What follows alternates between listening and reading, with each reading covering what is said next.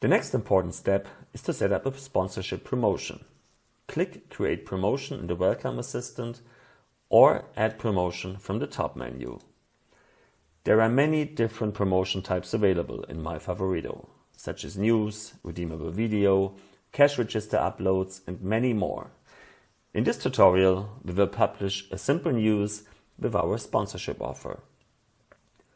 Thinking about an attractive offer that you can make to fans and members of sports clubs is the most important part.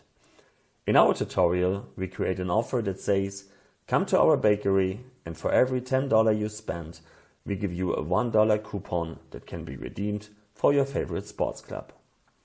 To create a promotion, enter a title, a short description and a long description. You can also set a link to your website where fans can find additional information. Then select the stores where fans can get this offer and upload a promotion image.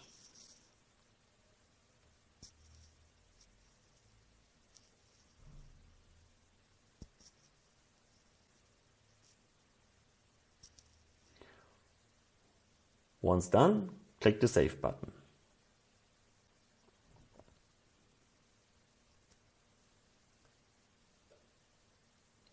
Congratulations, your promotion is now live on MyFavorito.